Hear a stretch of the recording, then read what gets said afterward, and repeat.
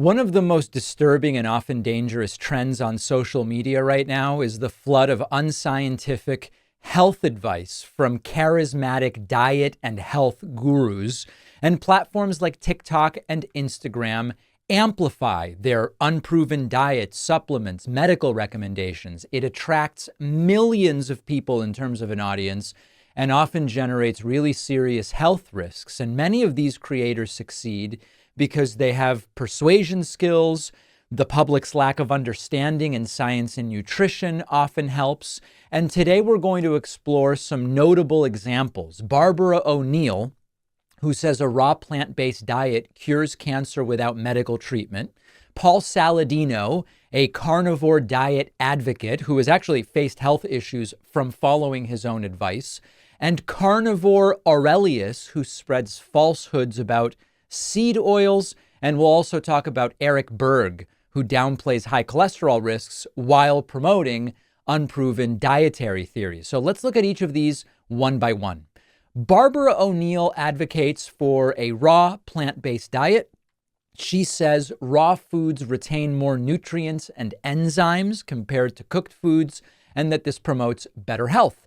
Now, a big issue with this diet is people will end up lacking dietary balance because it's so restrictive, and people end up not meeting their nutritional needs. Raw foods can retain certain nutrients that can be lost during cooking, but the impact on health is very nuanced, and it's an example of a kernel of a piece of truth that is amplified in a way that doesn't make any sense based on the science. Cooking can enhance the bioavailability of certain nutrients like lycopene in tomatoes or beta-carotene in carrots. And O'Neill is especially dangerous because she claims to have cured cancer through food and tells people not to undergo chemotherapy. She also claimed cancer is a fungus that can be treated with baking soda and has asserted that vaccines are harmful and has suggested alternatives like drinking water to prevent diseases like tetanus, discourages using antibiotics, falsely links antibiotics to cancer risk. It's important to understand that as charismatic as she might be, Barbara O'Neill is uncredentialed, has no recognized credentials, failed nursing training. And in fact, in 2019, the Healthcare Complaints Commission in New South Wales, Australia, where she's from, ruled that she is prohibited from providing any health-related services. O'Neill's teachings are insanely popular, especially on TikTok, and there are clips everywhere of her promoting ineffective and sometimes harmful remedies, drinking water with Celtic sea salt or Celtic sea salt for hydration, using castor oil for various health issues. And her teachings are promoted by third parties and fans as well, which makes it really hard for people seeking health advice to avoid encountering her discredited methods either directly or indirectly. Barbara O'Neill's online store sells various products like colon tea and Baja Gold liquid ocean minerals, which are accompanied by disclaimers stating they have not been reviewed by the FDA and are not intended to treat, diagnose, cure, or prevent any disease. The grifting is actually a family business. Barbara's husband, Michael O'Neill, is the founder of the Informed Medical Options Party. This is a group opposed to mandatory vaccination programs and opposed to fluoride in drinking water. Let's now talk about Paul Saladino. Paul Saladino is a proponent of the carnivore diet. Now, in some ways, he kind of picked up the reins from Liver King after Liver King admitted to steroid use and suffered a sort of public relations fiasco. And the carnivore diet typically consists of solely animal products. The idea there being that the diet will deliver essential nutrients in their most bioavailable forms while eliminating plant-based anti-nutrients that can harm the body. Sometimes Saladino talks about the defense chemicals that are in certain fruits and vegetables. Now, the reality is that a well-balanced diet can meet people's nutritional needs. And claims about anti-nutrients are exaggerated. They are typically in such small traces that they have no effect on human health. And it's also important to mention that Saladino happens to also be on the seed oils are bad trend. and the cholesterol doesn't matter trend. And we're going to dig into those later, but just keep in mind that he's also on those. Now, like Barbara O'Neill, Saladino is uncredentialed. Saladino is an MD in psychiatry, which doesn't give him much credibility in the world of nutrition and physiology. Here he is getting destroyed on the doctors over his lack of credentials. I would ask you, you're a medical doctor, is that correct? Absolutely. And you are a psychiatrist, am I Right, I correct? did a residency in psychiatry. So what do you know about nutrition? Where any- did you gain your background in nutrition? Listen, this is, I think... No, you listen to me and answer my question. Now I'm asking you to tell us where your background emanates from. I went to medical school, and I studied nutrition in medical school, and I studied nutrition independently. One of the crazy things about medical school is that it teaches you how to read articles. I'm a doctor. I know how to read articles. So have you I know how done to read any the independent literature. testing? Have you written any articles that was as suggested by the physicians who've been here today? What does writing articles have to do with my knowledge of Well, nutrition? because I could become you. I could be you as an expert because I read all of the data and all of the articles on this subject. Now I'm an expert? That doesn't make me an expert. Saladino claims that our ancestors primarily ate meat, suggesting that there is something natural and beneficial about that as a human diet. And this is a really popular and common oversimplification. The diet of early humans varied significantly depending on where on Earth they were, on the available resources, and the seasonality. And archaeological evidence shows that while some older populations consumed significant amounts of animal products, others relied heavily on plant-based foods. Now, Paul asserts that meat contains all essential nutrients needed for human health, and animal products do provide many vital nutrients, but relying solely on meat can result in all sorts of deficiencies in certain vitamins and minerals that are abundant in plant foods, and meat alone cannot meet all nutritional needs. Paul Saladino also argues that people who try the carnivore diet often experience weight loss. This is super common when you follow anyone suggesting a particular diet. Look at these people trying it and look at how the weight just came right off. This can happen when people change diets for a number of reasons, and it's often because of caloric restriction rather than because you're having animal products instead of plant foods. The same thing can happen when someone goes, I'm going vegan, or I know people who went to fruits and nuts. Any diet that dramatically restricts the foods you can eat is likely to cause weight loss, at least initially. But here's the big twist. After 5 years on the carnivore diet, Paul Saladino experienced plummeting testosterone levels, sleep problems, joint pain, and it prompted him to abandon the strict diet in favor of a more balanced approach. Here's him explaining the decision. About 2 years into the carnivore diet, I started noticing persistence of unpleasant symptoms. So testosterone dropped to around 500 total, sleep disturbances, palpitations, muscle cramps when I was surfing or climbing. And I started to think, okay, maybe long-term ketosis is not great for me. And I was definitely in ketosis at the time, monitoring blood ketones with a meter, not deep ketosis, but definitely ketosis. And so at that point, I started to dig into the research a little bit more and understood that insulin signaling is critical at the level of the kidney to hold on to minerals, to hold on to potassium, calcium, sodium, chloride, magnesium, and that in long-term ketosis in most humans, you're going to become so electrolyte depleted that it's almost impossible to resolve that with enormous amounts of electrolyte. Despite advocating against carbs and against vegetables in the past, Saladino now incorporates 300 grams of carbs daily, citing health improvements. This makes sense, as low glucose levels can hinder cognitive ability, they can cause heart palpitations and other issues like confusion, mood swings, anxiety, and aggression. Are seed oils toxic? This gets us to Carnivore Aurelius. Seed oils like soybean oil, canola oil, sunflower oil, they have become the latest scapegoat for self-proclaimed health gurus, peddling the unfounded claim that these oils are highly inflammatory and detrimental to human health. They sensationalize the supposed dangers of omega-6 fatty acids in seed oils.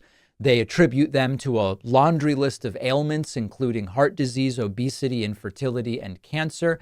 And one of the most vocal opponents of seed oils is Carnivore Aurelius, a social media influencer with over 350,000 followers on Twitter, nearly 1 million on Instagram. And Carnivore Aurelius capitalizes on fear-mongering about seed oils while promoting his own line of health products, including beef liver crisps, steak crisps, and pure collagen from Brazilian cows. Aurelius promotes a meat-only diet, spreads alarmist and scientifically unsupported claims about seed oils being dangerous, and he asserts that seed oils are responsible for a range of health issues, urging his followers to completely eliminate them from their diets. In one tweet, he writes, "Canola oil is literally made from seeds of the rape plant, named after what it will do to your health." Like other proponents of the carnivore diet, like Jordan Peterson, Carnivore Aurelius regularly posts content supporting conservative values, including the belief that feminism is a scam.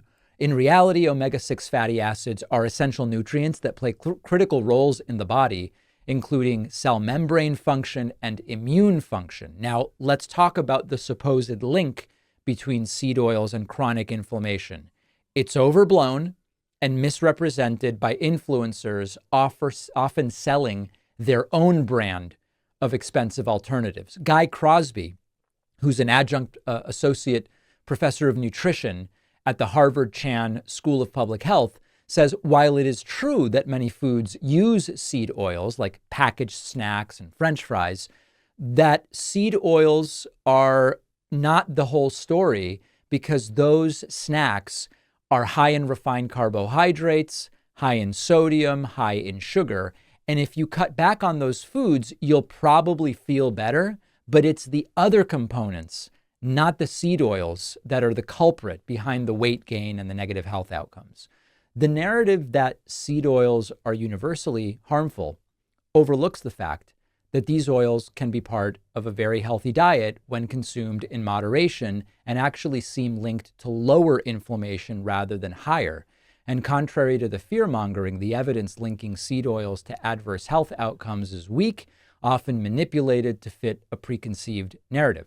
Dr. Kevin Klatt is a nutrition scientist, and he's debunked these myths. He's emphasized dietary balance, not elimination, is the key. And he rightly points out that a variety of fats, including those from seed oils, can and should be part of a healthy diet. Despite the lack of credible evidence, the anti-seed oil rhetoric is thriving on social media. A lot of this is because of those very same charismatic influencers who prioritize clicks and sales over integrity. Carnivore Aurelius, among others, is capitalizing on this by promoting his own dietary products. And the anti-seed oil movement is yet another example of how charismatic but scientifically illiterate influencers are exploiting fears for profit, pushing dangerous narratives that can mislead and harm people who are just looking for genuine health advice at the end of the day. Cholesterol has also become a battleground of misinformation, with many influencers claiming high cholesterol levels are harmless or maybe even beneficial. One prominent figure here is Dr. Eric Berg, who promotes the idea that cholesterol is simply not a significant health concern. With 12 million followers on YouTube, over 1 million on Instagram, Eric Berg is a chiropractor with no formal training in cardiology. He is simply not a medical doctor.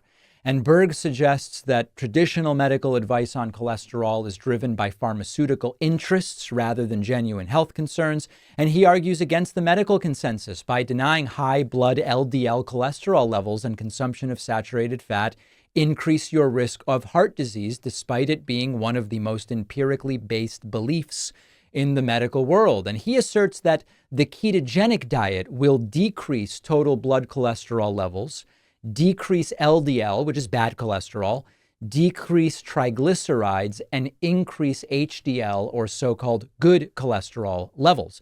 The only problem is his claims lack any sort of substantiation from long-term studies. And in fact, there's a 2013 meta-analysis of randomized controlled trials. So in other words, an analysis of RCTs, which found that ketogenic diets can actually increase LDL cholesterol, directly contrary to what Berg claims. Now, in reality, High cholesterol is a well-established risk factor for heart disease. There's extensive research showing that elevated LDL levels, often again called the bad cholesterol, can lead to buildup of plaques in arteries, increasing the risk of heart attack and stroke. Medical professionals widely agree managing cholesterol is crucial for cardiovascular health. Dr. Berg cherry picks evidence that confirms his biases while ignoring all of the studies, and there are many, that contradict his claims. And of course, he fails to cite recent systematic reviews and relies on selective references that undermine the principles of evidence-based medicine. Despite the overwhelming evidence, Berg and other anti-cholesterol influencers, they're not even against cholesterol. They're anti-cholesterol science influencers. They're getting a lot of traction on social media, and they exploit people's mistrust in the medical establishment to either sell books or supplements or consultation services. And their rhetoric not only misleads the public, but it puts people at risk by encouraging them to ignore proven medical advice. To address these dangerous myths, experts recommend trusting well-established medical guidelines, advice from qualified healthcare professionals, understanding that high cholesterol is a significant risk factor for heart disease, and you've got to be cautious of influencers who lack credentials and make these unsubstantiated claims. Even Berg's claim that pharmaceutical interests drive the prescription of cholesterol-lowering statin medications doesn't pass the sniff test because, number one, the doctors writing the prescriptions have no financial interest in the drugs. The drugs have been around for so long and are available as cheap generics for pennies on the pill. And some insurance companies don't even charge a copay on the statins because they're so effective at preventing more expensive cardiac events in the future. So the anti-cholesterol movement really exemplifies how influencers with little or no medical expertise can endanger public health and endanger individual people by spreading the misinformation while they are profiting from the very confusion and fear that they create. Now, let's go through some common arguments. And though they very much differ in terms of approaches and advice, the through line in the arguments of influencers like the ones we've talked about here is you cast doubt on medical professionals to make your ideas seem more plausible. And here are some of the arguments that are often used with what I think are the relatively obvious rebuttals. So there's the claim that the medical community is in bed with Big Pharma. They all make money together by recommending you take their drugs rather than supplements or herbs. Now, the rebuttal to this is very clear. Number one, the supplement industry is equally profitable, if not more so. Influencers are the ones often making money from supplements, whereas the doctors are not making money from suggesting, hey, lower your cholesterol with a statin. People who recommend the statins are doing it on the basis of empirical, randomized, controlled trials, while the influencers are often selling supplements or courses that they make money from directly and are unproven in a randomized, controlled environment. And furthermore, many of the widely used drugs today started as supplements or are derived from plants. And if you find a molecule in a plant, I believe aspirin came from the bark of birch trees, or cholesterol-lowering medications were originally found somewhere in nature. If they worked, the supplements would be studied in randomized controlled trials, and they would then be approved as drugs if they actually worked as described. Here's another claim. The medical community will dismiss alternative treatments because they threaten the profitability of Big Pharma. Again, many alternative treatments have been adopted into mainstream medicine once their benefits were scientifically proven. There are so many examples of this. And then finally, there's the claim that the medical community wants to put you on drugs for the rest of your life instead of curing your illness. If you've looked at the supplement space lately, they also mostly want you taking the supplements for life. So that's also not a very good argument. So bottom line, many of these influencers, whether they do so deliberately or inadvertently, they're threatening public health, not only by giving bad advice, but by sowing distrust in the medical community, and often they are directly profiting from it. Now, that is not to say that you can't find interesting and accurate health tips on social media. Cardiologist Muhammad Allo is really good. Dr. Ids. There are lots of health and fitness YouTubers and influencers that are really good and that I like to watch. So the question is, how do you know if what you are stumbling upon when scrolling or clicking can be trusted? First of all, verify credentials. Check the background and qualifications of influencers offering health advice. Look for professionals with recognized credentials in the field where they are professing expertise, whether it's nutrition, medicine, or others. An influencer might appear authoritative and confident, but if it turns out it's a chiropractor giving cardiovascular health advice, that's a really good reason to be skeptical. Also, ensure that what you're hearing is backed up by scientific research. Trust but verify. The truth is, as a layperson, you may not be able to understand the nuances of every paper in a scientific journal, but you can read the abstracts. You can see in general whether the overall claims are actually supported by any peer-reviewed research. And always just be cautious of miracle cures and extraordinary claims. If something a social media influencer says sounds too good to be true, like skip all the cancer treatment and use baking soda to cure cancer, it's probably not true. Chances are this is someone either trying to make a name for themselves to later monetize or directly monetizing by offering you something that you can buy. If an influencer advises you to buy something, particularly an overpriced supplement, that's a red flag. And most importantly, talk to your doctor, because they will be able to provide better advice than any health influencer, especially because it will be tailored to your particular situation. So be on the lookout. We only named a few people: Barbara O'Neill, Paul Saladino, Carnivore Aurelius, Eric Berg, but there are so many others to keep an eye out on.